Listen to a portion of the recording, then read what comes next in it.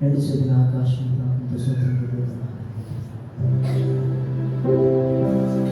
ఒంటరిగా ఏడ్చినప్పుడు ఓదార్చువారు లేరు, తొట్టిల్లి నడచినప్పుడు ఆదుకున్నవారు లేరు, బిగ్గరగా ఏడ్చినప్పుడు కన్నీరు తుడిచే కృప, బిగ్గరగా ఏడ్చినప్పుడు కన్నీరు తుడిచే కృప, నీ కృప లేకుంటేనే నేను నీ కృప. ఈ సమయంలో మనకు కావాల్సిన ఆయన కృప మాత్రమే. సంఘమంతా ఏకమనసుతో ఆకాశం నీ కృపయే కావలెను, నీ కృపయే చాలును, నీ కృప లేకుంటేనే నేనేమీ లేనయ్యా, నీ కృపయే కావలెను, నీ కృపయే చాలును, నీ కృప లేకుంటేనే నేనేమీ లేనయ్యా, యేసయ్యా. నేనని చెప్పుటకు నాకేమీ లేదు, సామర్థ్యము అందుకు నాకని ఏమీ లేదు. నేనని చెప్పుటకు నాకేమీ లేదు, సామర్థ్యము అందుకు నాకని ఏమీ లేదు.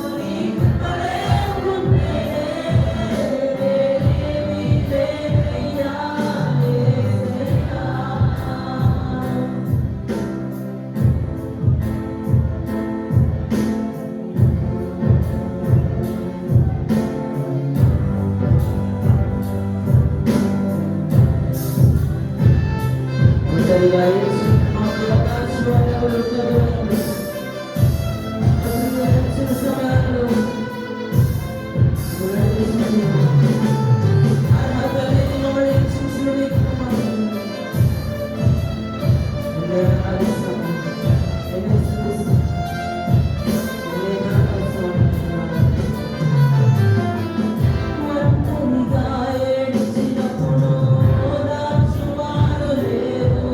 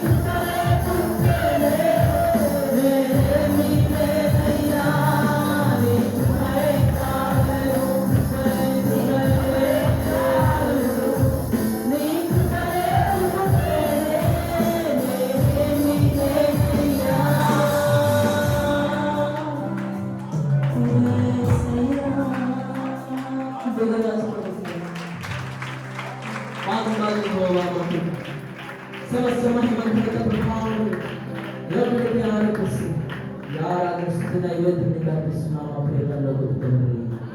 ఆమేన్. అందరం కూర్చున్నాం. వాక్యపరమైన సమయం ఈరోజు మన వర్తమానం అందించడానికి జెన్సీ స్కూల్ డైరెక్టర్గా అయినటువంటి మన ప్రియులు మా బావగారు నారాయణ పౌల్ గారికి సమయాన్ని పిలుస్తున్నాం. సండే స్కూల్ విద్యార్థి సండే స్కూల్ ద్వారా సమానం చేస్తున్నాం. సమయాన్ని వాక్యంగా కాపాడుతున్నాం.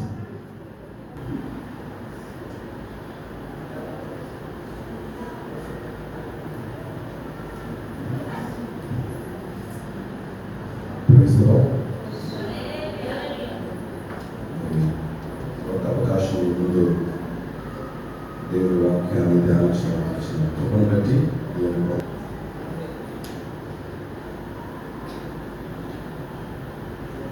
భ్రష్టత్వం కలిగించే ఆత్మ, మనల్ని మభ్యపెట్టే ఆత్మ, మోసపరిచే ఆత్మ, మనల్ని భ్రమపరిచే ఆత్మ, ఇవన్నీ కూడాను ఈ ఆఖరి రోజుల్లోనే మనల్ని తప్పుతో పట్టించడానికి వస్తాయని యేసు ప్రభువు వారు మరియు అపోస్తలులు మనకి ముందుగానే వార్నింగ్ ఇచ్చారు, హెచ్చరించారు. దీంట్లో భాగంగానే నేను ఒక పాయింట్ని తీసుకొని మీతో మాట్లాడాలని ఆశపడుతున్నాను. మనల్ని భ్రమపరిచే ఆత్మలోని ముఖ్యంగా మనకి తెలియకుండానే మనము ఒక ప్రమాదంలో పడిపోతున్నాం. ఏమిటా ప్రమాదం అని అంటే, పౌలు గారు దీని గురించి రాస్తూ 2 కొరింథీ 7వ అధ్యాయము 8వ వచనం. 2 కొరింథీ నేను రాసిన పత్రిక వలన మిమ్మల్ని దుఃఖపెట్టినందున విషాదపడను. నాకు విషాదం కలిగినను ఆ పత్రిక మిమ్మల్ని స్వల్ప కాలం మట్టికే దుఃఖపెట్టనని తెలుసుకొని ఉన్నాను. మీరు దుఃఖింపబడతారని సంతోషించలేదు కానీ మీరు దుఃఖపడి మారు మనసు పడుతారని ఇప్పుడు సంతోషించుతున్నాను. ఎలాగనగా ఏ విషయంలో నేను మా వలన మీరు నష్టము పొందుకున్నకై దైవ సిద్ధానుసారంగా దుఃఖపడింది. దైవ సిద్ధానుసారమైన దుఃఖము రక్షణార్థమైన మారు మనసును కలగజేయను. ఈ మారు మనసు దుఃఖము పుట్టించదు, అయితే లోక సంబంధమైన దుఃఖము మరణము కలగజేయను. మీరు దేవుని సిద్ధ ప్రకారము పొందిన ఈ దుఃఖము ఎట్టి జాగ్రత్తలు, ఎట్టి దోష నివారణకైనా ప్రతివాదము, ఎట్టి ఆగ్రహము, ఎట్టి భయము, ఎట్టి అభిలాషము, ఎట్టి ఆసక్తిని, ఎట్టి ప్రతిబంధనలు మీలో పుట్టించిన చూడండి. గురించి సమస్త విశ్వములను మీరు నిర్దోషమే ఉన్నారని రుజువుపరచుకోండి. చాలా ఇక్కడ పౌలు గారు కొరింథీయుల గురించి రాస్తూ దుఃఖము గురించి, పశ్చాత్తాపం గురించి, మారు మనస్సు గురించి ఎక్కడ మాట్లాడుతూ ఉన్నారు కదండి. ఈరోజు మన సంఘాల్లో ఏం జరుగుతుంది అంటే, మన సంఘాల్లోని మారు మనస్సు పొంది లోపలికి వచ్చిన వాళ్ళు మారు మనస్సు అనే ఫలాలు ఫలించడం లేదు. ఎందుకు అని చూస్తే, వారి మారు మనస్సు అనేది మారు మనస్సు లాగా పొందటం లేదు, కానీ వారు వారి పాపమును బట్టి దుఃఖపడుతున్నారు. దుఃఖము వేరు, మారు మనస్సు వేరు. క్రైస్తవ సంఘంలోని మనము సార్వత్రిక సంఘంలో ఎన్నో దెబ్బలు ఎదుర్కొంటా ఉంది. సంఘం మొదలైన దగ్గర నుంచి కూడాను, ఆది సంఘం నుంచి కూడాను సంఘము బయట నుంచి దెబ్బలు, లోపటి నుంచి కూడాను దెబ్బలు. సంఘం ఎన్నోసార్లు ఈ ఒడిదుడుకులోని పడుతూ లెగుస్తూ తనను తాను నిష్కల్మషంగా ఉంచుకుంటూ వస్తూ ఉంది. మనం గమనించాల్సిన విషయం ఏంటి అంటే, మనము ఈ సార్వత్రిక నిష్కలంకమైన సంఘంలో ఉన్నామా, లేదా ఈ భ్రమపరిచే ఆత్మతో మనము జత కలిసి పక్కలో పడిపోయామా? ఈరోజు సంఘాన్ని కృంగదీసేది, విరగదీసేది, నాశనము వైపు నడిపించేది మరేదో కాదు. అది బయట నుంచి వచ్చే దాడుల వల్ల జరిగేది కాదు. ఈ నాశనం ఎవరో మన మీద వ్యతిరేకులు నిందలు వేస్తే కూలిపోయే సంఘం కాదు. సంఘంలోని ఈరోజు ఉండాల్సిన మారు మనసు ఉండటం లేదు. నేను మాట్లాడుతుంది సార్వత్రిక సంఘం, మన గురించి సార్వత్రిక సంఘం గురించి మాట్లాడుతున్నాను. ఈ మారు మనస్సు లేక సంఘం ఏమవుతుంది అని అంటే, దేవుడు యేసు ప్రభువు వారు ఆపేక్షిస్తున్న ఫలాలు ఆయన చూడటం లేదు. అవి సంఘం నుంచి దూరం అవుతున్నాయి. సంఘం అంటే ఎవరు? సంఘం అంటే మనమే. సంఘం అంటే గోడలు కాదు, ఏసీలు కాదు, సౌండ్ బాక్స్ కాదు, మేళతాళాలు కాదు, మరి వాయిద్య పరికరాలు కాదు. సంఘం అంటే మనం యేసు ప్రభువు వారి రక్తంలోనే కడగబడిన వారు. ఇక్కడ క్వశ్చన్ ఏంటి అంటే, మనము దుఃఖిస్తున్నామా లేదా మారు మనసు చెందామా? అయితే ఇది ఒక ఉపోద్ఘాతంగా నేను తీసుకొని మనం కొన్ని ఎగ్జాంపుల్స్ కూడా చూస్తాం. దుఃఖము, మారు మనస్సు, ఈ రెండింటిని చూస్తే మనలోని చాలాసార్లు మనము దుఃఖపడతాం. మనం చేసిన పాపం బట్టి మనం దుఃఖపడతాం. మనం చేసిన పాపము మనల్ని భయం కలిగిస్తుంది. అయ్యో నేను దొరికిపోయానే అన్న బాధ కలిగిస్తుంది. కానీ అయ్యో నేను దేవునికి విరుద్ధంగా తప్పు చేశానే అనే బాధను కలిగించదు. నేను దొరికిపోయాను లేదా నేను వారికి నేను నష్టపరిచాను అనే ఒక దుఃఖం కలుగుతుంది తప్ప, ఆ దుఃఖాన్ని మనము దేవుడి దగ్గర తీసుకొని వచ్చి వెళ్ళగలుగుతాము తప్ప, దాని పర్యవసరంగా జరగవలసిన మార్పులు మాత్రం మనలోనే కనిపించవు.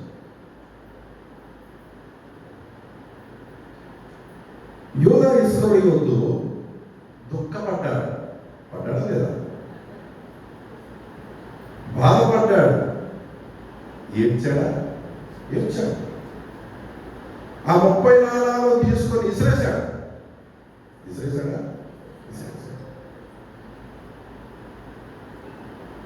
కానీ యూదా ఇస్కరియోతు ఎప్పుడు ఆ యేసు ప్రభు కృప గురించి ప్రాకులాడలేదు, పరిగెత్తలేదు.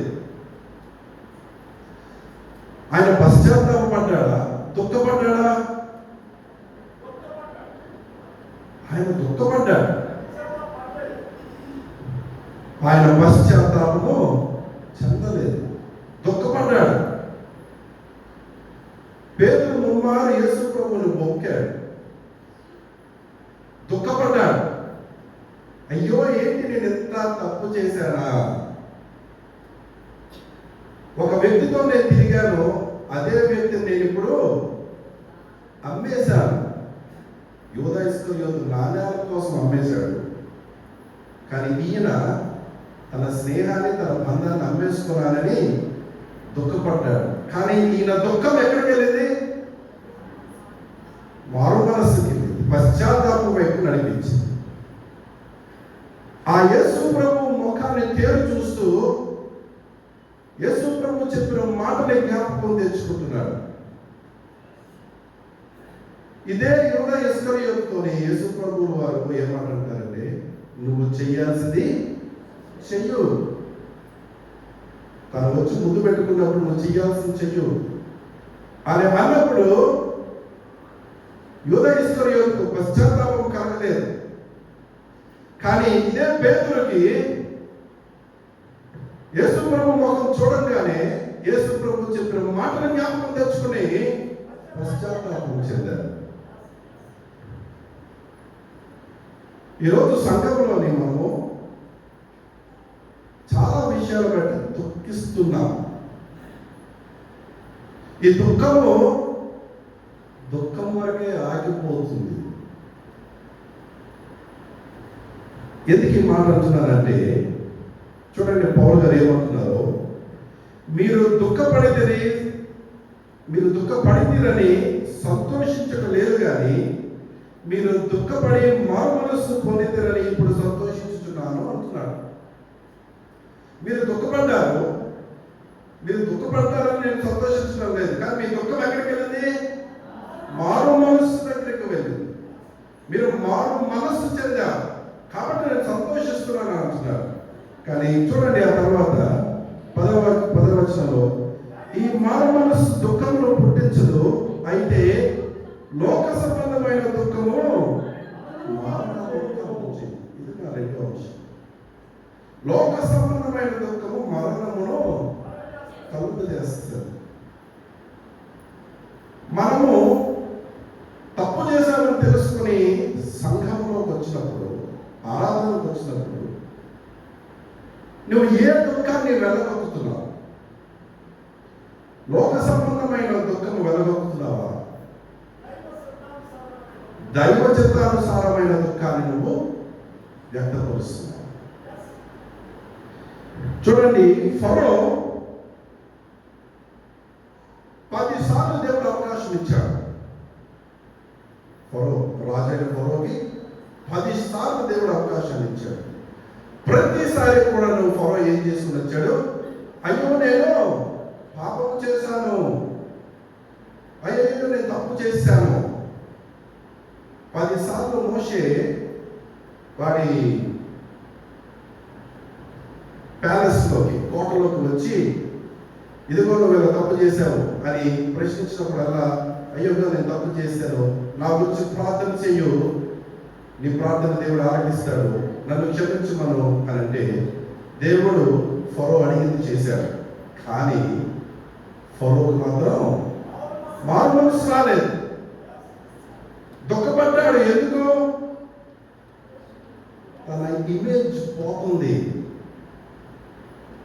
తన పర్సనాలిటీ ఎఫెక్ట్ అవుతుంది, తన ఈగో హర్ట్ అవుతుంది. తప్పు చేశాడని తెలుసు, కానీ తన ఈగోని ముందు పెట్టుకొని నడుస్తున్నాడు. మారు మనస్సు చెందాలన్న తన అహంకారం అడ్డొస్తుంది. ఆ రాజాధికారము అవి అతన్ని పశ్చాత్తాపం చెందకుండా చేశారు. ఇక్కడ చూడండి, అక్కడ డ్యూయల్ ప్లే ఉంటుంది. దేవుడు ఫరో మనస్సుని కఠినపరిచాడు, ఫరో కూడా తన మనసుని కఠినపరుచుకున్నాడు అని ఉంటుంది. మనం చాలాసార్లు ఏం చేస్తామంటే, లోక సంబంధమైన దుఃఖంతో మనము పశ్చాత్తాపం చెందాం, మనం కన్నీళ్లు కారుస్తాం. మనం చేసిన తప్పు గురించి చాలా బాధపడతాం. అయ్యో నేను ఒకరిని బాధ పెట్టేశానే, నేను ఒకరిని ఇబ్బంది పెట్టేశానే, వాడి ఉసురు నాకు తగ్గకూడదు.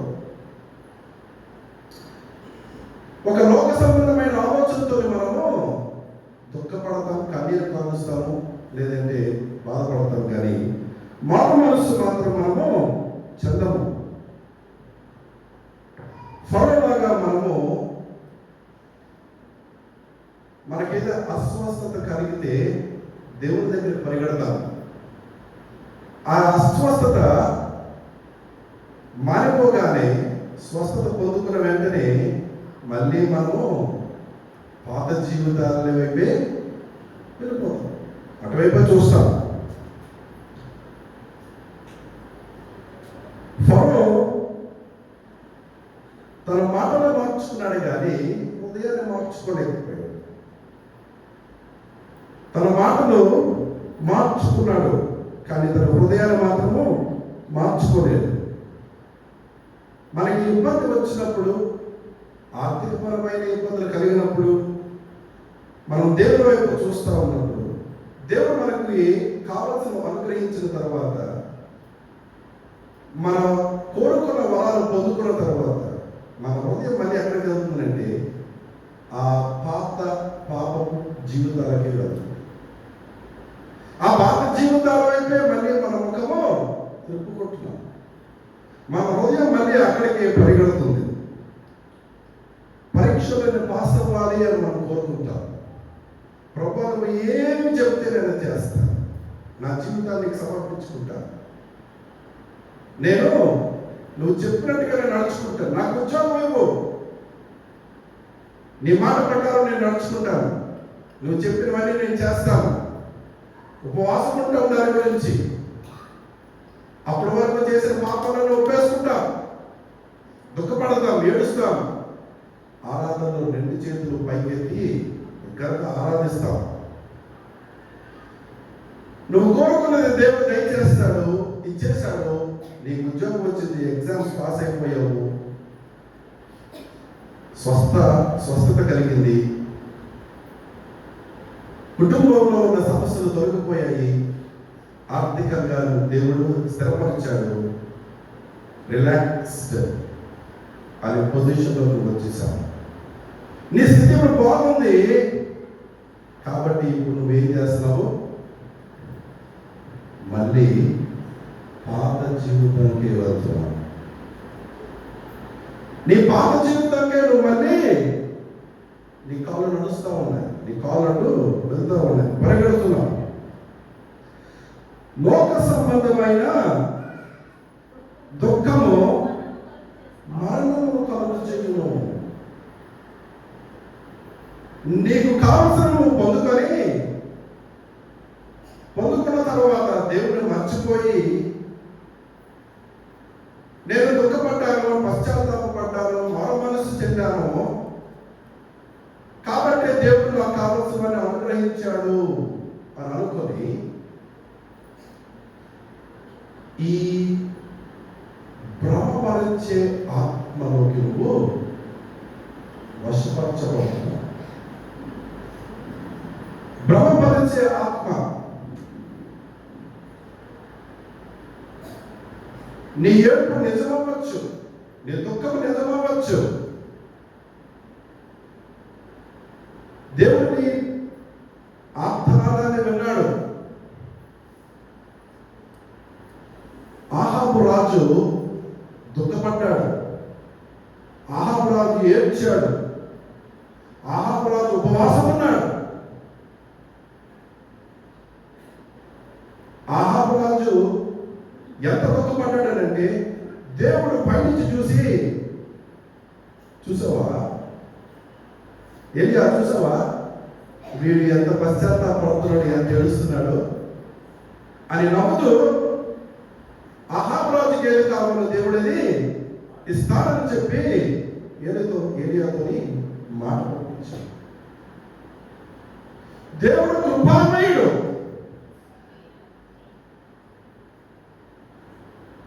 నీ మనసు ఏంటో, నువ్వు ఎక్కడి నుంచి పుట్టావో, నువ్వు ఎలా పెరుగుతున్నావో, ఏ ఆలోచనలో పెరుగుతున్నావో, నీ అంతరంగంలో నీ మనస్సు ఎలాగా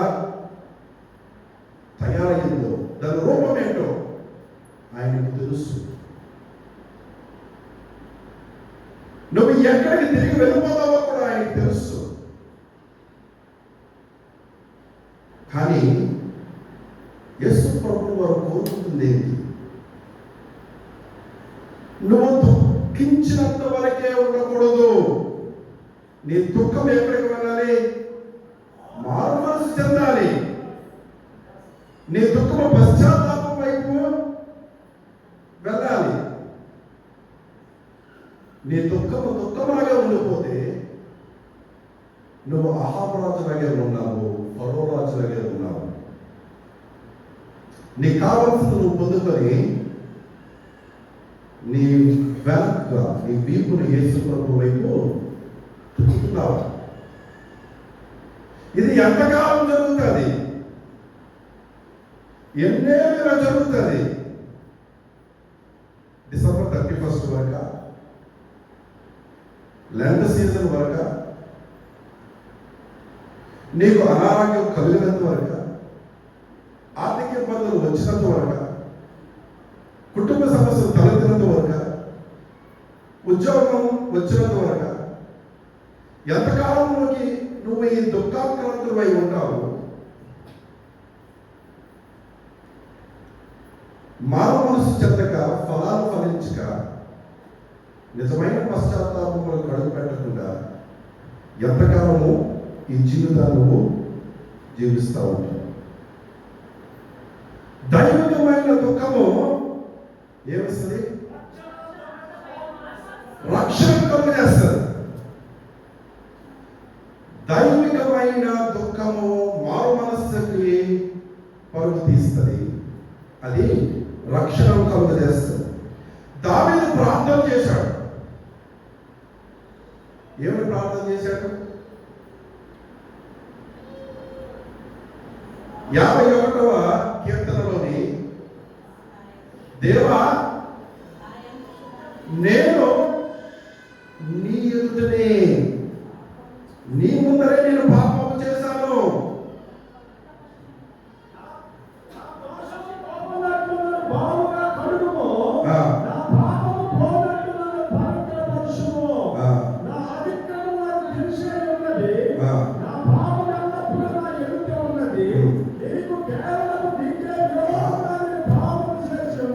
చివరికి చదవండి. నీకు కేవలము నీకే నేను విరోధముగా పాపము చేశాను అని అంటున్నారు. హల్లెలూయా.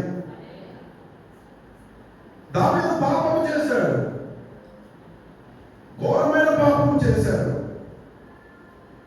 దావీదు ఎంతో మందిని చంపాడు, శత్రువులైన వారిని ఎంతో మందిని చంపాడు.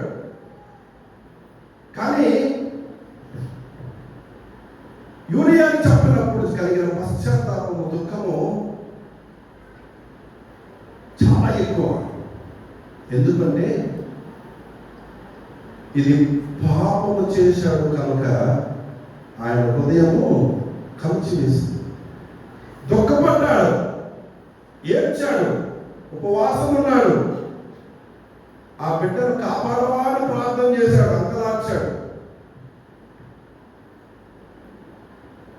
దేవుడు నిశ్శబ్దంగా ఉన్నాడు, ఏ సమాధానం ఇవ్వలేదు. ఆ బిడ్డ చనిపోయిన తర్వాత తనకు తానే లేచి శుభ్రం చేసుకొని, గడ్డం చేసుకొని, భోజనము చేసి వింతగా ప్రవర్తించాడు. దుఃఖపడ్డాడు, పశ్చాత్తాపడ్డాడు. ఈ కీర్తన రాశాడు, ప్రభువా నీకే, కేవలము నీకే నేను విరోధంగా పాపం చేశాను. దైవికమైన దుఃఖము నిన్ను ఎక్కడ పట్టుకెళ్ళాలి? రక్షణకు పట్టుకెళ్ళాలి. అందరూ వింతగా చూశారు దావీదుని. ఇదేంటిది? అప్పుడు ఉపవాసం చేసి చనిపోయిన తర్వాత ఎవరైనా ఉపవాసం చేసి కొద్దిగా బాధపడాలి కదా, ఇప్పుడు సంతోషంగా ఉన్నాడేంటి అని అందరూ వింతగా చూశారు. కానీ దావీదుకే తెలుసు అది ఏంటనేది. దావీదు వంశాలను మీరు చూస్తే మొదట దినవృత్తాంతాల్లో ఫస్ట్ క్రానికల్స్ దాంట్లో చూస్తే దావీదుకి సొలొమోను బత్షెబా కొడుకు, కానీ ఆయన కంటే ముందు ఎంతో మందిని పెళ్లి చేసుకున్నాడు. తన 7.5 సంవత్సరాలు హెబ్రోన్లో ఉన్నప్పుడు ఒక 3-4 చేసుకున్న తర్వాత వాళ్ళకి కలిగిన బిడ్డలు అందరూ చాలా మంది ఉన్నారు, కొడుకులు. ఆ తర్వాత తను యెరూషలేముకు వచ్చిన తర్వాత పెళ్లి చేసుకున్న తర్వాత ఎంతో మంది కొడుకులు కన్నారు. కానీ దేవుడు ఏ కొడుకునని గద్దెనెక్కించాడు దావీదు తర్వాత? సొలొమోను. ఇంకా ఏ రాజు తన గద్దెక్కినా కూడాను సొలొమోను చేసినటువంటి రాజ్యాధికారం కానీ రాజ్య పరిపాలన కానీ వేరొకరు చేయలేకుండానేమో. సొలొమోను ఎవరి కొడుకు? బత్షెబా. పాపము చేసిన బత్షెబా ద్వారా కలిగినటువంటి, నువ్వు ఎంత అపరాధమైనా ఎంత పాపము చేసినా దేవుడి దగ్గరికి వచ్చి దుఃఖపడి పశ్చాత్తాపము చెంది మారు మనసు కలిగితే దేవుడిని ఏం చేస్తాడు? నువ్వు ఏ స్థితిలో ఉన్నా కూడా, నువ్వు ఎంతటి పాపం చేసినటువంటి వాడమైనా నిన్ను దేవుడు హెచ్చిస్తాడు. దైవికమైన దుఃఖము రక్షణార్థమైన మారు మనసును కలుగజేస్తుంది. హల్లెలూయా. ఆ రక్షణ మనకి కలగాలి, ఆ రక్షణ మనకి రావాలి.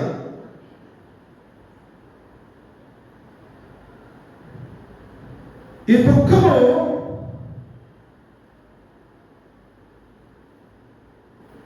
తనను తాను డిఫెండ్ చేసుకోదు. ఈ దుఃఖము ఎక్స్క్యూజెస్ చెప్పదు. ఈ దుఃఖము బాధ్యత తీసుకుంటుంది. ఈ దుఃఖము పశ్చాత్తాపము చెంది క్షమాపణ అడుగుతుంది. ఈ దుఃఖం ఏం చేస్తుందంటే, ఈ దైవికమైన దుఃఖము పరిశుద్ధతలోకి నడిపిస్తుంది. హల్లెలూయా. ఈ దుఃఖము తనను తాను డిఫెండ్ చేయదు. అంటే నువ్వు తప్పు చేస్తే దాన్ని నువ్వు ఎక్స్ప్లెయిన్ చేయవు, దాన్ని నువ్వు వివరించవు, దానికి సంజాషి చెప్పవు, దాని వెనకాల పడి నేను చేసింది కరెక్ట్ చేశాను అని చెప్పవు, ఎదుటివాడు నువ్వు నిందించవు, ఎదుటివాడి మీద నువ్వు చేసిన తప్పుని వాళ్ళ మీదకి వేయవు. ఈ దైవికమైన దుఃఖము మనలో ఉన్నప్పుడు పూర్తి బాధ్యత మనమే తీసుకుంటాం.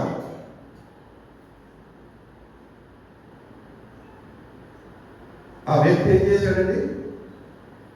2 చేతులు ఎత్తి, ప్రభువా నేనే పాపం చేశాను అని అంటాడు. ఫరిసయ్యుడితో పోల్చుకున్నప్పుడు అంతేనా? ఫరిసయ్యుడు మాత్రం ఏం చేశాడు? వాడిలాగా నేను కాదు, వీడిలాగా నేను కాదు, నువ్వు చెప్పినవన్నీ నేను పాటిస్తున్నాను అని అంటున్నాడు. కానీ ఇక్కడ వీడు మాత్రం, ప్రభువా నీ సన్నిధిలో నేను నిలబడడానికి కూడాను అర్హుడను కాదు. మనం ఏ పాపము చేసినా సన్నిధిలోకి వచ్చేసి దుఃఖపడిపోయి ఏం చేసి పశ్చాత్తాపం పొందేసుకున్నాము, మనలో ఏం జరుగుతుందో తెలుసా? మనలోని అబద్ధ పశ్చాత్తాపము మొదలవుతుంది. అబద్ధపు పశ్చాత్తాపము మొదలవుతుంది. మన కన్నీళ్ళు దైవికమైన దుఃఖానికి రుజువు కాదు. కన్నీరు కాల్చడం తప్ప నేను అంటలేదు. నువ్వు ఎంత కన్నీరు కాల్చేస్తే, నువ్వు ఎంత దుఃఖుడు అయిపోతే నువ్వు దైవికమైన రక్షణ పొందుకున్నావనే ఆలోచన భ్రమలో పడిపోకు. ఎందుకంటే కథ ఇంకా చాలా ఉంది. నువ్వు చాలా ప్రయాణం చేయాలి. నువ్వు దుఃఖపడుతున్నావు, కన్నీళ్లు కార్చావు, కానీ నీ కన్నీళ్లు దైవికమైన దుఃఖానికి రుజువు కాదు. మనమే కానీ కన్నీరు ఏసావు కన్నా గొప్పవారు కాదు. మనమే కానీ కన్నీరు కారిస్తే ఏసావు మనకంటే ఎక్కువ కన్నీరు కార్చాడు. హెబ్రీయుల గ్రంథము 12:17.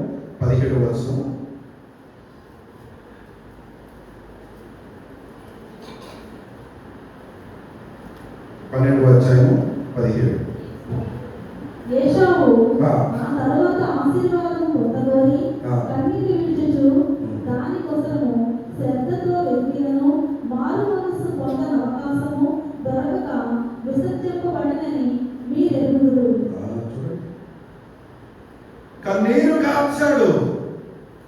అయ్యో నా ఆశీర్వాదం నా తమ్ముడు ఎత్తుకెళ్ళిపోయాడే అని కన్నీరు కార్చాడు. నేను పాపం చేశాను, తప్పు చేశాను అని దుఃఖితుడైపోయాడు, దుఃఖపడ్డాడు, ఏడ్చాడు. కానీ ఏం జరిగిందా అక్కడ? మారు మనస్సు దొరకక,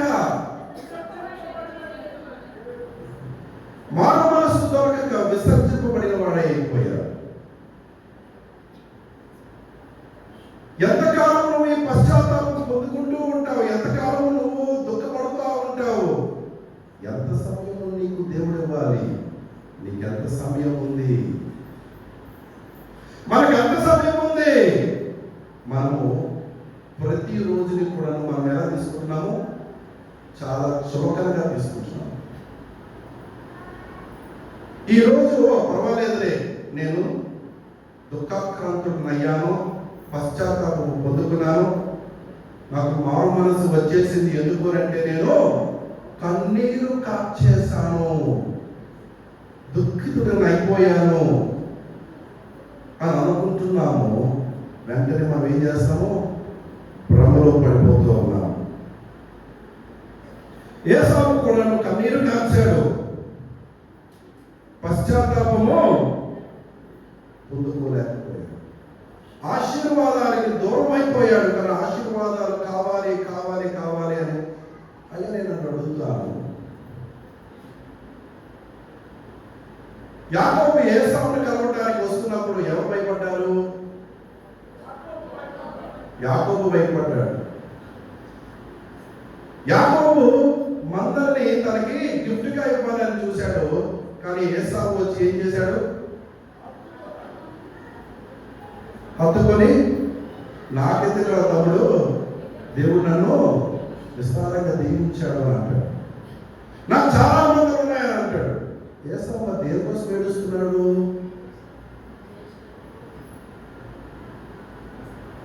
ఏసావు దేని కోసం ఏడుస్తున్నాడు? మందం లేవా? డబ్బు లేదా? పొలం లేదా? రాజ్యం లేదా? దేని కోసం ఏడుస్తున్నాడు ఏసావు?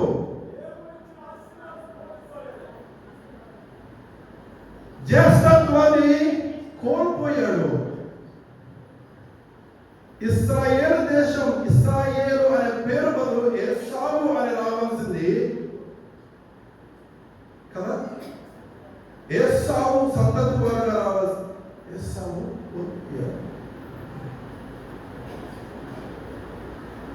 కడప దినాల్లోని విశ్వాసులు ఏమవుతున్నారంటే ఆ అగ్నిలోని తప్పింపబడిన వారి వలె అని జస్ట్ ఎస్కేప్ అయ్యారు అన్నట్టు పౌలు ఒక దీనిగా చెప్తారట. సాతాను నుంచి జస్ట్ ఎస్కేప్ అయినట్టు ఎస్కేప్ అవుతారట. దేవుడు ఆచరణ వరకు మనకి కృపనిస్తూ ఉన్నాడు. Mere tears are not evidence.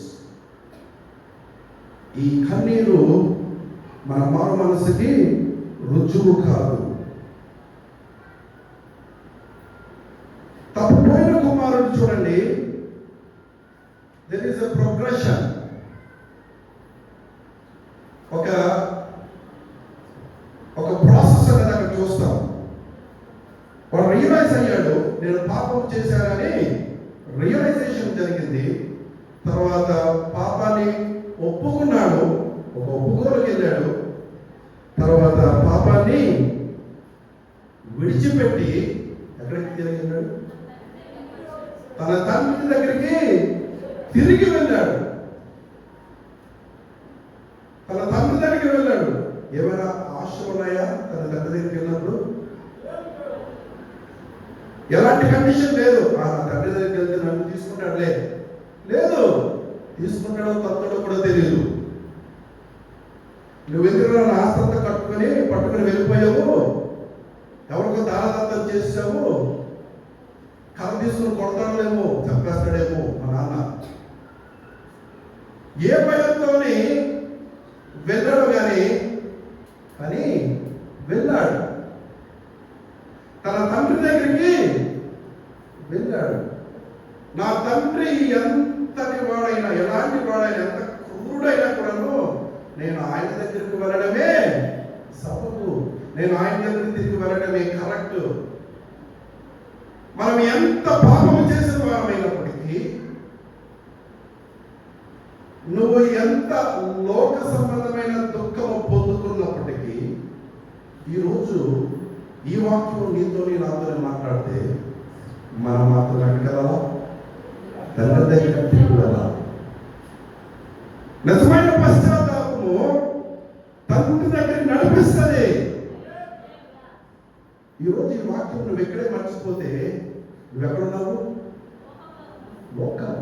లోకం సంబంధమైన దుఃఖము ఒక ఫరోలాగా, ఒక ఆహారంలాగా ఇక్కడ ఉండిపోయావు. నీ దుఃఖము మారు మనస్సుకి మారాలి. సాధారణంగా ఈ రోజుల్లో ఏం చేస్తున్నాడంటే, మనకి పశ్చాత్తాపం కలిగినంత వరకు నిశ్శబ్దంగానే ఉంటాడు, దుఃఖం కలిగినంత వరకు నిశ్శబ్దంగానే ఉంటాడు. వాడు ఏమండు, అరే దుఃఖపడు, ఏడు, నో ప్రాబ్లం. వాడికి ఏది గిచ్చదు, వాడికి చలనం ఉండదు, వాడు మీ దగ్గరికి రాడు, మీ జోలికి రాడు. మీరెంత ఏడ్చి దుఃఖపడినా వాడు మిమ్మల్ని ఏమీ చేయడు, మీకు ఎలాంటి ఇబ్బంది కలిగించడు. ఎందుకు? దుఃఖము వాడు ఏం చేసుకుంటాడో తెలుసా?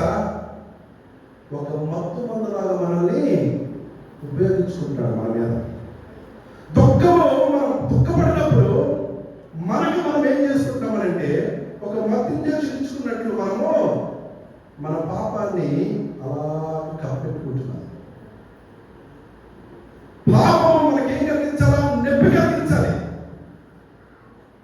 మనకి దుఃఖాన్ని కలిగించాలి.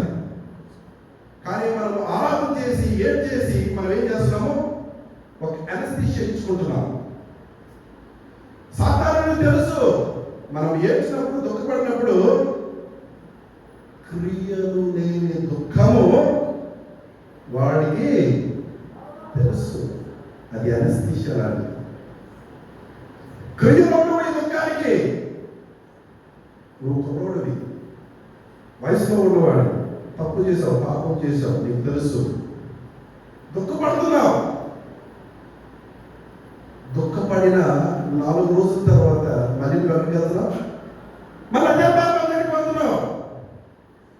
సాతానుడికి నీ వల్ల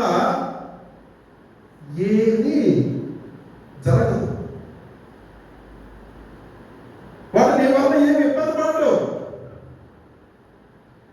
కానీ నువ్వు ఎప్పుడైతే నీ పాపం నుంచి వెనుదిరుగుతావో, నీ పాపాన్ని విడిచిపెడతావో, ఎప్పుడైతే నీ మొబైల్ని నేను చూడను అని కంకణం కట్టుకొని కట్టేస్తావో, ఎప్పుడైతే నువ్వు నీ ఫేస్బుక్లో ఉన్న బొమ్మల్ని ఆపుతావో, అప్పుడు సాతానుడు ఆడి గురి నీ మీద పడతాడు.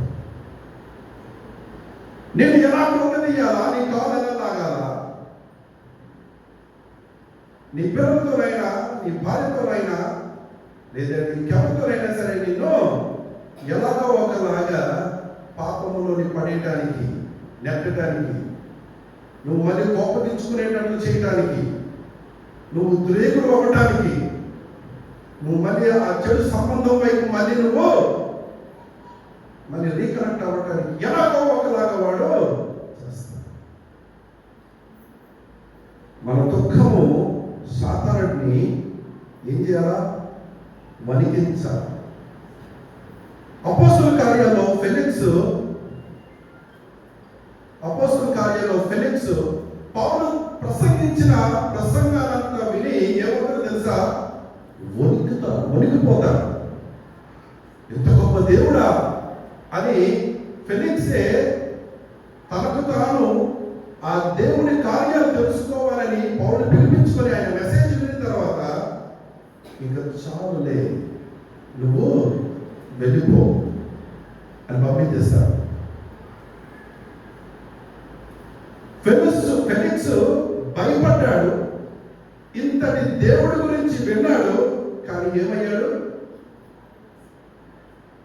తన విధేయతని పోస్ట్పోన్ చేస్తున్నాడు. తన మారుమనసుని పోస్ట్పోన్ చేస్తున్నాడు. చెప్తాలే, నేను తర్వాత చూసుకుంటాలే. ఫెలిక్స్ ఆ మారు మనసు నుంచి దూరం అయిపోయాడు.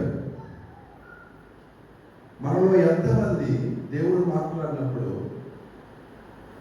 మారు మనసు పొందకుండా మరొక రోజు నాకు ఉందిలే, నాకు పర్వాలేదులే, నేను ఉపవాసం ఉంటానులే, లేదా ఇంకోటి చేసుకుంటానులే అని మనము సంజాషి చెప్పుకొని మనము ఒక అనస్థీషియా ఇచ్చుకుంటున్నాం. నిజమైన మారు మనస్సు కార్యరూపం దాలుస్తుంది. బాప్తిజం ఇచ్చే యోహాను దగ్గరికి ఇశ్రాయేలీయులు బాప్తిజం తీసుకోవడానికి వచ్చినప్పుడు, అరే మీరు దగ్గర వచ్చారు, ఇక్కడికి మీరు పాపము చేసిన వాళ్ళు, ఎలాంటి వారు? త్రాచుపాము లాంటి వాళ్ళు మీరు, మీకు నేను అసలు బాప్తిజం ఇవ్వడానికి అసలు కరెక్ట్ కాదు. వాళ్ళందరూ కూడాను దేవుడి రాజ్యం వైపు ప్రవేశించాలని, వారు మారు మనసు పొందుకోవాలని అన్నప్పుడు యోహాను ఏమంటున్నాడు? ఫలాలిచ్చే పశ్చాత్తాపాన్ని, మారు మనసును మీరు పొందుకోండి, మీ జీవితాన్ని మార్చుకోండి అని అంటున్నారు. మీ ప్రవర్తనను మార్చుకోండి. నిజమైన దుఃఖము మనం ఏం చేయాలా? మన ప్రవర్తనను మార్చాలి.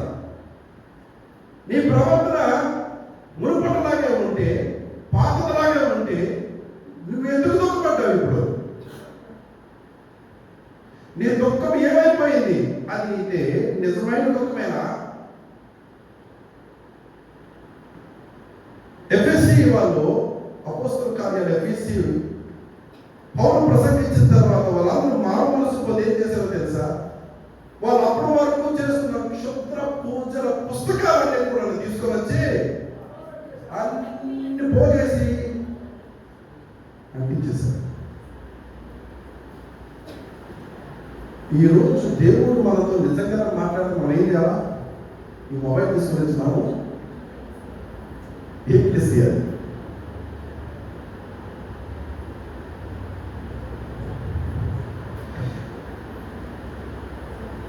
నీ కుడి చెయ్యి నీ పాపము చేస్తే నువ్వేం చేయాలా?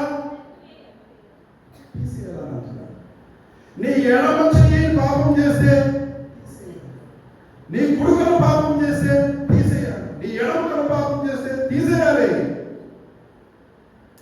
ఏం వచ్చింది? స్వస్థపరిచే దేవుడు, నువ్వు బాగుపడాలని కోరుకునే దేవుడు ఈ యేసు ప్రభు, నువ్వు కానీ ఇలా పాపం చేసే తీసేరా అని అంటుంటే ఏమిటా తీవ్రత? యేసు ప్రభు వారు ఎందుకు అలా చెబుతున్నావు? Why is he saying that? పాపము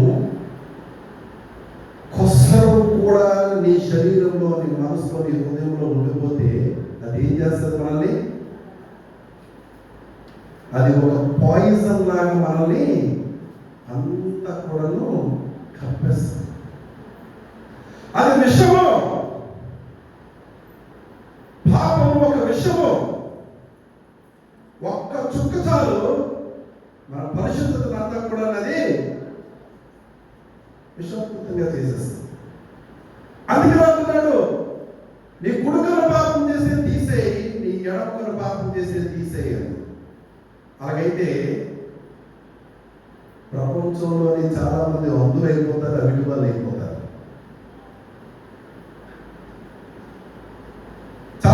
క్రైస్తవులు కళ్ళు లేకుండా చేతులు లేకుండా అయిపోతారు.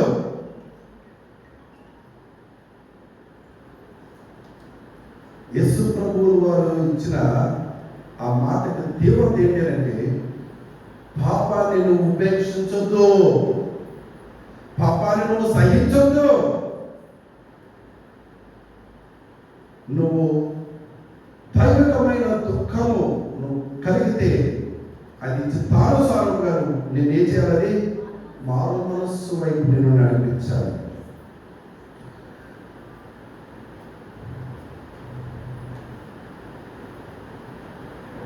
నేను ఈ కొద్ది కాలంలోని ఎన్నో సాక్ష్యాలు నేను చూస్తా ఉన్నాను ఇన్స్టాగ్రామ్లో. ఫారిన్ కంట్రీస్లోని మరి క్రూరమైన మర్డరర్స్, నరహత్య చేసిన వాళ్ళు జైల్లో ఉంటూ మరి పాడు చేసిన వాళ్ళు మరి మరి ఎలాంటి వారంటే అంత క్రూరమైన వారు కూడాను దేవుని వాక్యానికి స్పందించి దుఃఖితులయ్యి మారు మనసు చెంది దైవ సేవకులయ్యారు. హల్లెలూయా. వారి జీవితాన్ని మార్చుకొని గొప్ప సువార్తికులయ్యారు. ఒక దశలోని ఒక పాస్టర్ గారు, అంటే జైల్లో ఉంటున్న వ్యక్తి మారు మనసు చెంది ఒక పాస్టర్ అయ్యి, ఒక దైవ సేవకుడయ్యి ఆ జైల్లో ఉన్న వారందరికీ సువార్తను ప్రకటించి ఆయన ఎక్కడికి వెళ్ళాడో తెలుసా? ఆయన మీద పడిన ఆ జీవిత ఖైదు, ఆ మరణ శిక్షని కొట్టేలేదు వాళ్ళు. ఆ మరణ శిక్ష వరకు ఆ దైవజనుడు వెళ్ళాడు. వాళ్ళందరి ముందు కూడా దైవజనుడిని ఊరు తీసేశారు. కానీ ఆయన చాలా సంతోషంగా వెళ్ళాడు. హల్లెలూయా. లోక సంబంధమైన దుఃఖంతో వెళ్ళలేదు. ఇప్పుడు ఏమయ్యాడు తను? దైవ సంబంధమైన దుఃఖం, మారు మనస్సుని తనలో కలిగజేసి కారణంగా సంతోషంగా ఆ మరణ శిక్షను అనుభవించాడు. ఆయనకు తెలుసు, నేను మరణిస్తేనే తను ఎక్కడుంటాడు. కానీ అదే లోక సంబంధమైన మరణ శిక్ష విధిస్తే తను ఎక్కడికి వెళ్తాడో గతి లేకుండా ఉండేవాడు. ఎందుకు ఈ మాట్లాడుతున్నానంటే, ఎంతకాలం మనము ఈ పాపంలోనే పడి లేచి ఎంతకాలం నువ్వు ఈ లోక సంబంధమైన దుఃఖంలోని మగ్గిపోతూ ఉంటాం. మనం మగ్గిపోతున్నాం దాంట్లో. నిజమైన పశ్చాత్తాపం మనల్ని దైవికమైన క్రియల వైపు నడిపించాలి. పాపం నుంచి మనల్ని తిప్పాలి. యేసు ప్రభువు వారి శిలువ మాత్రమే అది చేయగల శక్తి కలది. హల్లెలూయా. మనకి ఏదైనా భయం ఉంటే ఆ భయము తాత్కాలికమైన భయం, కానీ ఆ భయాన్ని వెలగొట్టేది దేవుని కృప మాత్రమే. నువ్వు పాపాన్ని ఒప్పుకోవడానికి నువ్వు ప్రయత్నిస్తున్నావు, దానికి నువ్వు భయపడుతున్నావు. కానీ దేవుడు ఏమంటున్నాడంటే, పాపాన్ని నువ్వు విడిచిపెట్టాలని కోరుకుంటున్నావు. ఒప్పుకోవడం వల్ల ఒప్పుకుంటారు, ఎవరికి తెలియదు, నీకంతా నువ్వు వెళ్ళిపోయి ఒప్పేసుకుంటున్నావు. కానీ దేవుడు ఏమంటున్నాడంటే, నీ పాపాన్ని నువ్వు విడిచిపెట్టాలి. ఒప్పుకోవడం వరకే నువ్వు ఆగిపోకూడదు, విడిచిపెట్టే వరకు నువ్వు వెళ్ళాలి.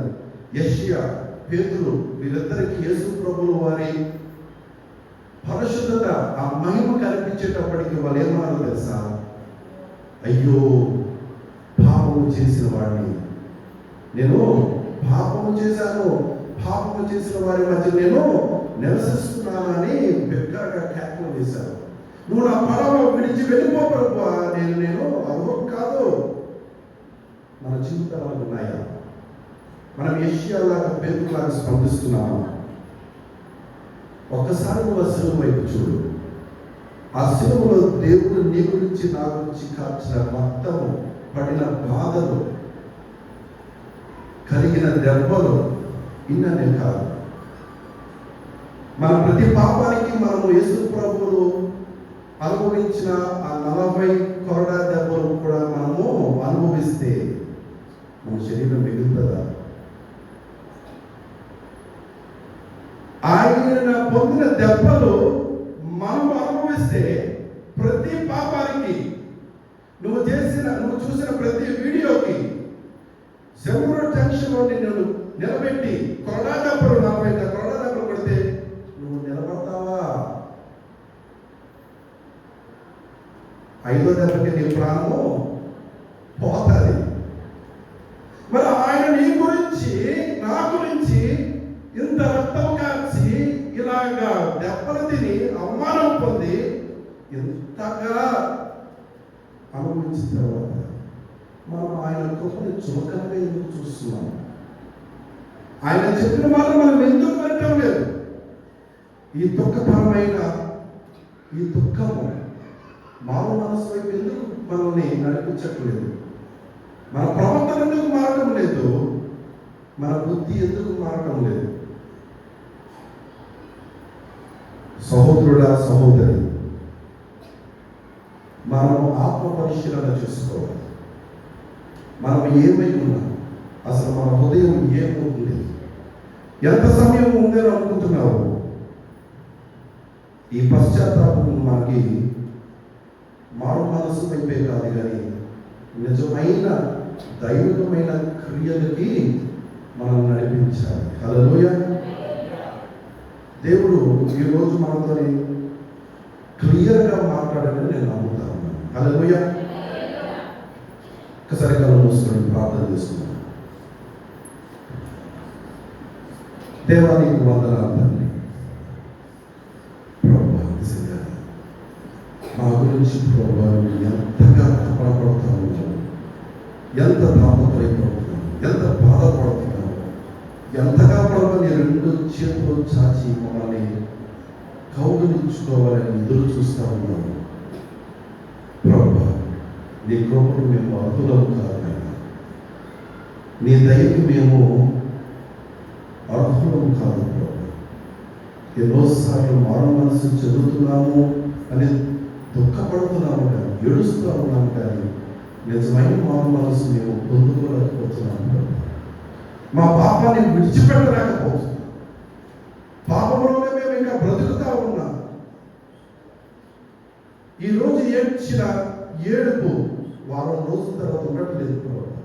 అది క్రియల వైపు వెళ్ళటం లేదు, మా జీవితం మార్చుకోవటం లేదు ప్రభు. మీ ఆత్మ మాలో లేకపోతే మేము చేయగలిగిన మీ ఆత్మ ద్వారా మాతోనే ఆయన మాట్లాడారు. అలాగే మీ ఆత్మశక్తితో ప్రభు తండ్రి మమ్మల్ని క్రియల వైపు నడిపించండి, క్రియల వైపు నడిపించండి. యేసు రక్తమే చేయండి, యేసు రక్తమే చేయండి. మా జీవితాల మీద యేసు రక్తం ఉండాలి, మా ప్రవర్తన మీద యేసు రక్తం ఉండాలి, మా హృదయం మీద యేసు రక్తం ఉండాలి, మా ఆలోచన మీద యేసు రక్తం ఉండాలి ప్రభు. మా చూపు మీద యేసు రక్తం ఉండాలి ప్రభు. మా వినికిడిలోని, మా మాటలోని యేసు రక్తం ఉండాలి ప్రభు. మా ప్రవర్తన మారిపోవాలి నాయన ప్రభు. నీ రక్తము సాక్షిగా ప్రభు మమ్మల్ని ప్రభు మార్చండి. మీ కృపకు మేము అర్హులమని ప్రభు మరొకసారి నైనా మాకు నీ ఆత్మ ద్వారా రుజువుపరచండి, సహాయం చేయండి. కూడుకున్న మేమే కాదు నాయన, ఎంతో మంది సార్వత్రిక సంఘంలో ప్రభు ఈ భ్రమపరిచే ఆత్మలో పడిపోతా ఉన్నారు నాయన. ఈ దుఃఖపడుతున్నామనే ఆలోచనలు ఉండాలి, కానీ నిజమైన ప్రవర్తన మార్పు లేకుండా ఉన్నారు. నువ్వు ఆశించిన ఫలాలు ఫలించలేకుండా ఉన్నాము నాయన, సహాయం చేయి దేవా, నాయన సహాయం చేయి. నీకే కనుక ఆయన ఆలోచించుకుంటా యేసు పరిశుద్ధ నామములో ప్రార్థించుకుంటున్నాము తండ్రి. ఆమేన్.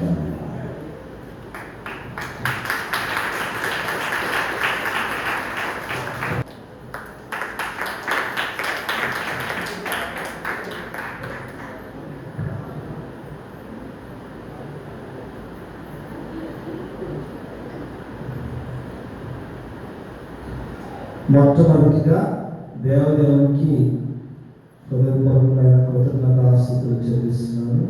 దేవునికి మహిమ కలుగును గాక. అలాగే మరి నాకు నాకు ఈ అవకాశం ఇచ్చిన దైవజనులకి జయరాజ్ మాస్టర్ గారికి హృదయపూర్వక వందనాలు తెలియజేస్తున్నాను. ఈ కుటుంబం బియోలక్క నన్ను గత 20 సంవత్సరాలు దాదాపుగా పరిచయం. అప్పటి నుంచి నన్ను ఒక తమ్ముడుగా, చక్కని తమ్ముడుగా చక్కగా నన్ను ట్రీట్ చేస్తూ ఉంటారు అక్క. సో అట్లాగా చిల్డ్రన్ మినిస్ట్రీకి శ్రీకాకుళంలో ఒక మంచి రీసోర్స్ అయిన కుటుంబంగా నాకు ఉన్నారు. అందుని బట్టి నేను దేవుని స్తుతిస్తూ వారికి హృదయపూర్వక వందనాలు తెలియజేస్తున్నాను. చిల్డ్రన్ మినిస్ట్రీ అంటే ఏంటి? పిల్లలకి సువార్త లేక పిల్లల్ని దేవుని దగ్గరికి చేర్చడం అంటే ఏంటి, ఎందుకు అన్న విషయాలు ఒక 2-3 నిమిషాలు మనం చూద్దాం. మీరు చాలాసేపు చక్కని ప్రసంగాన్ని విన్నారు. ఇప్పుడు చిన్న ఆలోచన చేయండి నాతో పాటు. మీ వీధిలో అందరూ నా మాటలు గమనిస్తున్నారా? మీ వీధిలో చిన్నతనంలోనే చెడు అలవాట్లకు లోనైన ఎవరైనా ఒకరు ఉంటే వాళ్ళు ఒకసారి గుర్తు చేసుకోండి. మీ వీధిలో మీరుంటున్న ప్రాంతంలో చిన్నతనంలోనే చెడు అలవాట్లకు లోనైన ఎవరైనా ఒక వ్యక్తి. ఒకవేళ వీధిలో లేరనుకోండి, మీ కుటుంబంలో చూడండి, మీ ఫ్యామిలీ మెంబర్స్లో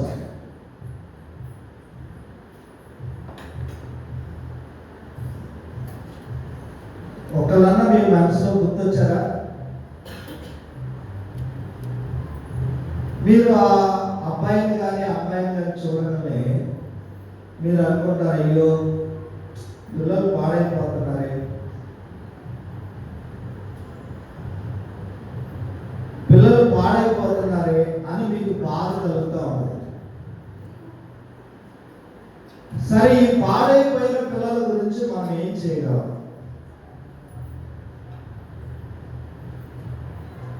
అదే చిల్డ్రన్ మినిస్ట్రీ అంటే. మన చుట్టుపక్కల ఉన్న పిల్లలు వీధిలో కానీ, కుటుంబాల్లో కానీ, చర్చిలో కానీ, చుట్టుపక్కల మనం చూస్తున్న పిల్లలు చెడు అలవాట్లకు లోనై పాడైపోతూ ఉంటారు. వాళ్ళ గురించి మనం ఏం చేస్తామో అదే చిల్డ్రన్ మినిస్ట్రీ. ఏం చేయగలం? బైబిల్లో ఒక ప్రశ్న ఉంది, పునాదులు పాడైపోగా నీతిమంతులు ఏం చేస్తారు అనే ప్రశ్న. ఏం చేస్తారు? మనం ఏం చేస్తామండి? పాడైపోయింది కదండి. యెరూషలేము పాడైపోతే నెహెమ్యా ఏం చేశాడండి? మరలా కట్టడానికి కోరుకున్నాడు, ప్రార్థన చేశాడు, చాలా రోజులు ఉపవాసం ఉన్నాడు, కన్నీరు కాల్చాడు, ప్రార్థన చేశాడు. మనం కూడా ప్రార్థన చేయాలి. చుట్టుపక్కల ఉన్న పిల్లల గురించి మనం ప్రార్థన చేయాలి. బైబిల్లో ఉంది కదా, విలాపవాక్యాలు 2:18-19 ఉన్నది, ఇర్మియా గ్రంథం 9వ అధ్యాయంలో ఉన్నది, మత్తయి సువార్త 23వ అధ్యాయంలో ఉన్నది. మీ పిల్లల కోసం మీరు ప్రార్థన చేయండి. మనం ఏం చేయగలం సంఘం అంటే, మీ సంఘంలో కానీ చుట్టుపక్కల కానీ పిల్లలు, మీకు తెలిసిన పిల్లల పేర్లు రాసుకోవాలి.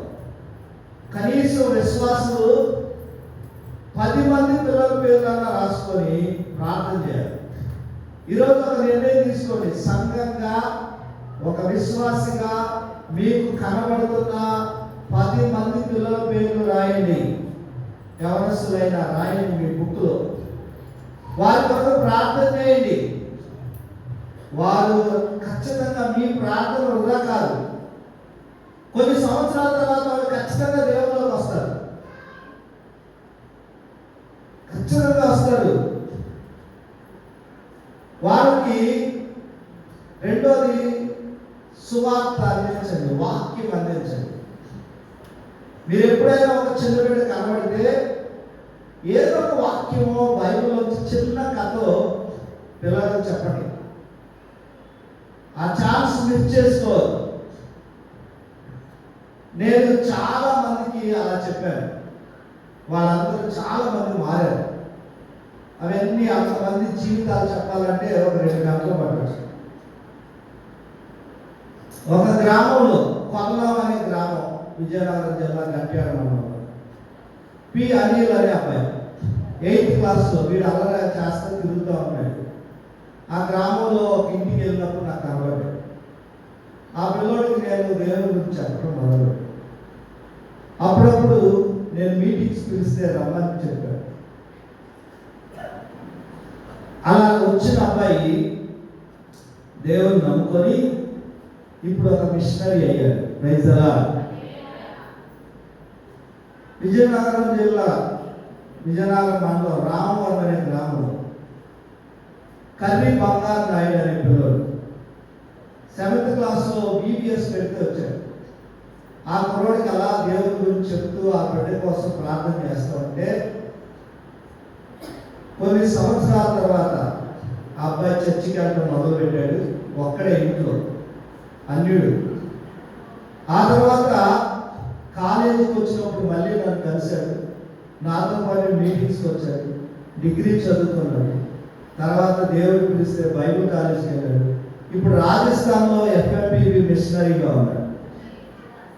అలాగే నేను ఈ పరిచర్యలో 12 మందిని ప్రార్థన చేసుకుంటే మిషనరీస్గా తయారు చేశాను. ఇంకా చాలా మంది రక్షణ పడ్డారు. ఒక గ్రామం పిల్లల ద్వారా రక్షణలోకి వచ్చింది. తాటిపూడి దగ్గర తాటిపూడి రిజర్వాయర్ అని ఉంటుంది. బోట్లో వెళ్ళాలి అవతల ఒక విలేజ్ రిజర్వాయర్ వెనక, డ్యామ్ వెనక. నేను మొదటిసారి చూడడానికి వెళ్తే అక్కడ ఒక్కళ్ళు కూడా క్రిస్టియన్స్ లేరు. అప్పుడు దేవుడు నాతో మాట్లాడి ఈ గ్రామం కోసం నువ్వు ప్రార్థన చేసి వచ్చి చెప్తామని. అప్పటికే నేను విజయనగరం జిల్లాలో ఒక 10 సంవత్సరాల నుంచి ఒక మిషనరీగా అనేక ప్రాంతాలు తిరుగుతున్నా. వందల వేల మంది పిల్లలకి సువార్త చెప్తున్నా. ఆ చిన్న గ్రామం కోసం దేవుడు వెళ్తామంటే అంత కష్టమైన నేను వెళ్తానని చెప్పాను. ఆ గ్రామంలోకి వెళ్తే ఎవరు పట్టించుకోరు. అందరూ ఆడవాళ్ళు మగవాళ్ళు అందరూ త్రాగి ఉంటారు, ట్రైబల్స్. నేను ఆ దేవుడి ప్రేరణ బట్టి అలా తరచుగా వెళ్ళి వెళ్తా ఉంటే ఆ ఊళ్ళో ఉన్న పిల్లల్ని పిలుస్తూ దేవుని గురించి చెప్పడం మొదలుపెట్టాడు. 6 నెలల తర్వాత పెద్దోళ్ళు వచ్చారు. ఒక్కొక్కరు దేవుడు అద్భుతాలు చేశాడు. ఇప్పుడు ఆ ఊళ్ళో 80% క్రిస్టియన్స్. Praise the lord. ఒక్కడు కూడా లేని గ్రామం, ఒక్క క్రిస్టియన్లో లేని గ్రామం. నీ ప్రార్థన వృధా కాదు, నీ ప్రయాసం వృధా కాదు. మేము వెళ్ళడానికే కష్టం బోట్లో. అలాంటి గ్రామంలోకి మెటీరియల్ తీసుకెళ్ళి ఒక చిన్న చక్కని మందిరం కట్టాం.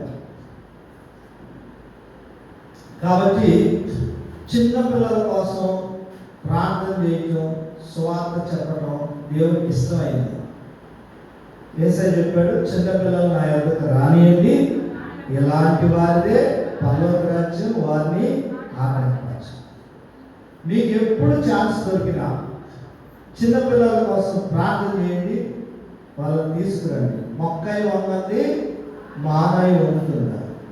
చేతులు కాలిన తర్వాత ఆకులు పట్టుకుంటే ప్రయోజనం. పిల్లలు పాడైపోయిన తర్వాత మీరు వెళ్ళి ఎప్పుడేం స్వాగతం. మీకు చుట్టూ కనబడుతున్న పిల్లల్ని జ్ఞాపకం చేసుకోండి. అలాగ పిల్లల కోసం నేను గత 27 సంవత్సరాలుగా ఈ జిల్లాలో సువార్త చెప్తూ తిరుగుతూ ఉన్నాను. నా కోసం ప్రార్థన చేయండి. మా పరిచర్య పేరు చిల్డ్రన్ అవుట్ రీచ్ మిషన్. నేను విజయనగరంలో ఉంటాను. శ్రీకాకుళంలో కూడా చాలా మీటింగ్స్ పెట్టాం. మన దేవుని చిత్తం అయితే ఒక చక్కని పెద్ద ట్రైనింగ్ పెట్టాలి సండే స్కూల్ టీచర్స్కి శ్రీకాకుళంలో అని ఆశ ఉంది. మీరు దాని కొరకు ప్రార్థన చేయండి. మీ చుట్టుపక్కల ఉన్న పిల్లల కోసం మాత్రం 10 పేర్లు కనీసం రాసుకొని ప్రార్థన అయితే చేయండి. అలా చేస్తానన్న వాళ్ళు, నేను 10 మంది పిల్లల పేర్లు రాసుకొని ప్రార్థన చేస్తానన్న వాళ్ళు దేవుని మహిమతో మీ చేయని చూపెట్టండి. 10 మంది కోసం మీరు ఏం చేయాలి, పేర్లు రాసుకొని ప్రార్థన చేయండి. God bless you. Thank you.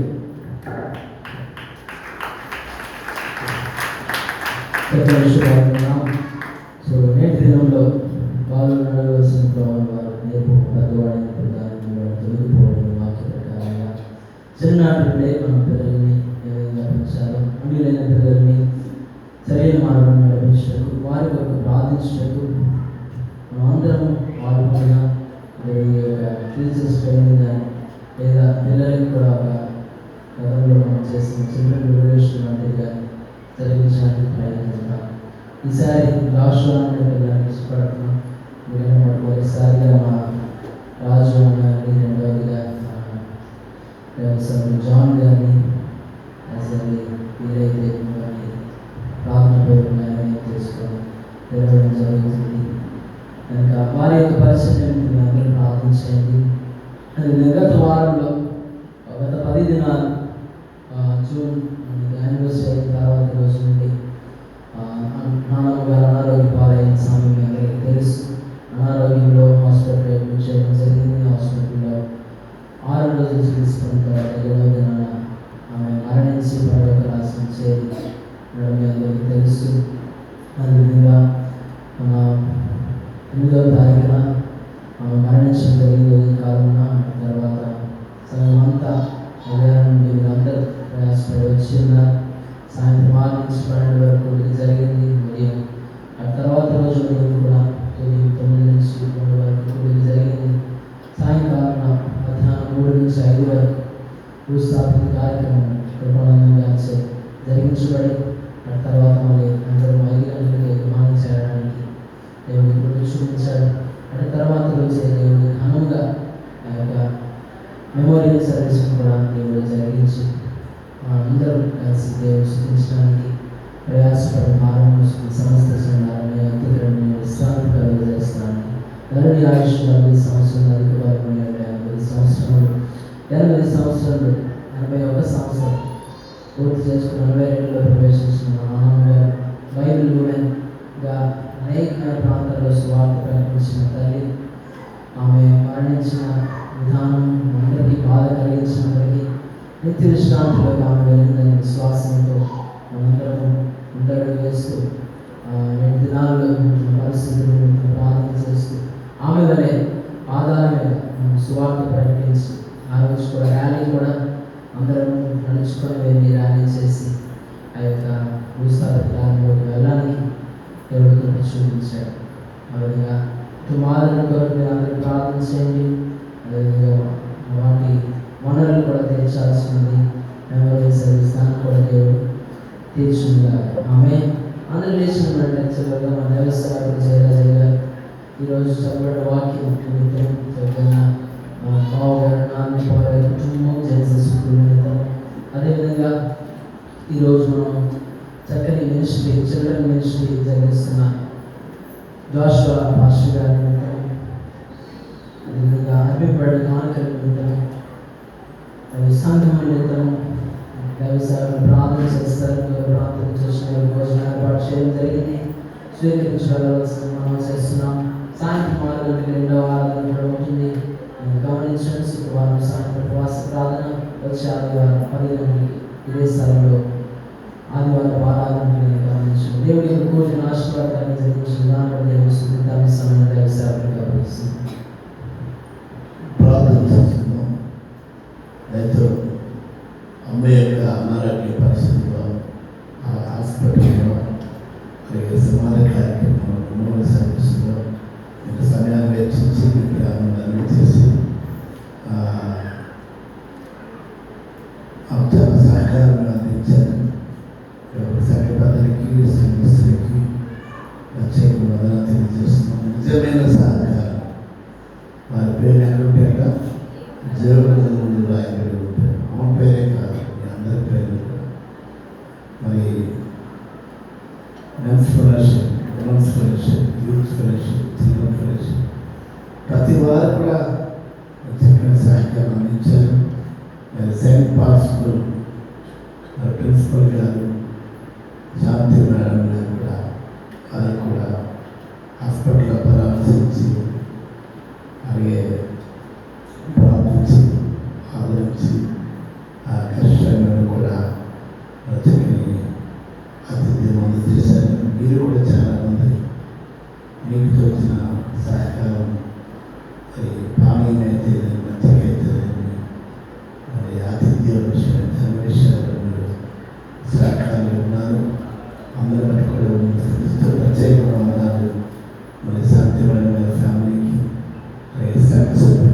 Emmanuel family కూడా ప్రత్యేకంగా వందనాలు తెలియజేస్తున్నాం. అలాగే మా బంధువులు, స్నేహితులు కూడా శ్రీకాకుళ పట్టణ మండల అర్బన్ ప్రార్థన ఫెలోషిప్ మరియు ఎస్ఎంసిఎస్ మెన్స్ అసోసియేషన్ వారు, అలాగే క్రిస్టియన్ వెల్ఫేర్ అసోసియేషన్ వారు, ఉమెన్స్ ప్రేయర్ ఆర్ట్ గ్రూప్ వారు, బయట గ్రౌండ్ కమిటీ వారు, మరి సంస్థానాలు లేకుండా అందరూ కూడా మరి మా దుఃఖ సాగరంలో అందరూ కూడా పాల్గొనిస్తారు. మీ అందరికీ కూడా అలాగే మా గాంధీనగర్ వాస్తులు, నాగాసుల వీధి వాస్తులు వారు కూడా పాల్గొన్నారు. మరి చక్కని సహకారం మూడోదనం కూడా అందించారు. ప్రత్యేక వందనాలు. ఇంకా మా పరిచయం ప్రార్థించండి. ప్రభు మరి మిమ్మల్ని దీవించండి. ప్రార్థన. సర్వకృపాళుతండ్రి, పరిశుద్ధ నామమునకు స్తోత్రం. మీరు దినం ఏర్పాటు చేస్తున్నందున ఈ దివ్యంలో సేవించి సంతోషించాలి. సంఘ సంబంధంగా ప్రతిష్ఠించుకున్న 3 ఆరాధనలు కూడా మరి జరిగించడానికి, 2 ఆరాధనలు జరిగించడానికి, సాయంత్రం కాల ఆరాధన కూడా మీరు జరిగించబోతున్నారు. ప్రవాహమైన ప్రజలు మీ సన్నిధికి నడిపించారు. సాయంత్రం కాల ఆరాధన నడిపించింది. మీ దాసులు నారాయణ గారు విత్తుల వర్తమానం బట్టి స్థుతిస్తున్నాం. అనేక ఉదయంలో ప్రభావితం చేయండి. ఒప్పుకోలను కలిగింపు చేయండి. వాక్యం ద్వారా వచ్చిన వారు పరివర్తనలో మీకు సాక్షాత్తులు ఉండడానికి సహాయం చేయండి. వారు నిర్వహిస్తున్న తెలిసేసి ఇంటర్నేషనల్ నోటీస్ అని స్కూల్ ప్రభా అప్ టు 7th ఈ సంవత్సరానికి ప్రారంభిస్తుంది. అనేక మంది అడ్మిషన్స్ మీరు దయచేసి ఇస్తారు. వారికి స్కూల్ అభివృద్ధి పథకంలో ప్రతి ఒక్కరికి సహాయం చేస్తారు. మా ప్రియులు సెయింట్ పాల్స్ హై స్కూల్ వ్యవస్థాపన శాంతి నారాయణ గారి యొక్క విద్యా పరిచయం కూడా ఆశీర్వదించింది. అది 7 ఏళ్ళుగా ప్రభావం ఈ ఆధ్వర్యంలో మీ పరిచయం జరిగించడానికి వారు ఇస్తున్న సహకారం స్థుతిస్తున్నాం తండ్రి. వారి కుటుంబానికి కూడా ప్రత్యేక దీవెన దయచేయండి. ఈ స్కూల్ కూడా అభివృద్ధి పదంలో తండ్రి 100% ఉత్తీర్ణత కలిగి ప్రభావం విద్యోత్సవం జరిగిస్తున్న దాన్ని బట్టి స్థుతిస్తున్నాం తండ్రి. స్తోత్రం. సంపూర్ణ ఆరోగ్యాన్ని వారి కుమారుల కుటుంబాన్ని పేరు వర్షం దర్శించి దీవించండి. పెద్ద కుమారు చేసిన వైద్య పరిచయం, చిన్న కుమారు చేసిన స్కూల్ పరిచయం కూడా ఆశీర్వదించండి. మా ప్రియులు మీ దాసులతో 27 సంవత్సరాలుగా తండ్రి చిన్న పిల్లల మధ్య చిల్డ్రన్ అవుట్ రీచ్ మినిస్ట్రీస్ అని ప్రారంభించి అనేక మంది చిన్న పిల్లల ఆత్మను రక్షించడానికి, ట్రైనర్ చేయడానికి మంచి కన్సర్న్ భారం కలిగిన దేవతను బట్టి స్థుతిస్తున్నాం. వారికి అన్ని పవర్ ప్రతిరూపచేది రానున్న దినంలో కూడా మరి ప్రభుకి పరిచయంలో ఉన్న వారి పట్ల తలంపులు షేర్ చేసుకున్నట్టుగా ఆ విధంగా జరిగించడానికి నా వంతు సహకారం అందించబట్టకు మమ్మల్ని రాయితీపరచండి.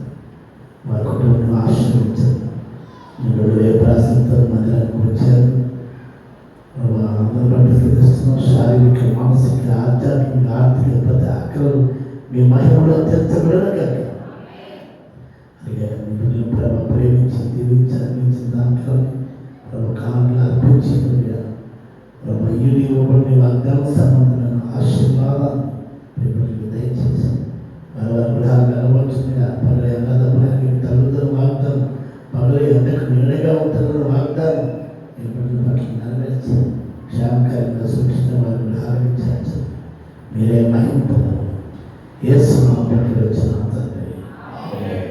మా తండ్రి దేవుని ప్రేమ, రక్షకుడు యేసుక్రీస్తు మహాకృప, పరిశుద్ధాత్మక అన్యోన్య సహవాసం కుడి మనకును ప్రభువును ప్రేమించిన సకల ప్రజలకు, ఇమ్మానుయేలు పరిచర్యకును, చిల్డ్రన్ మినిస్ట్రీస్ పరిచర్యకును సదాకాలంతో ఉండుగాక. యేసు అర్థమేంచండి, ప్రవేశించండి, ప్రవేశనామ సంపూర్ణించండి. అపవాదికి నాశనకరముగాక. ఆమేన్. ప్రజలందరికీ వందనాలు.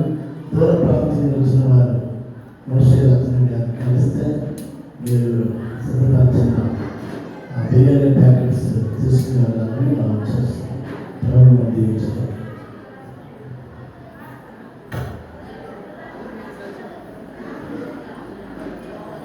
గమనించలేదు కాదు ఇక్కడ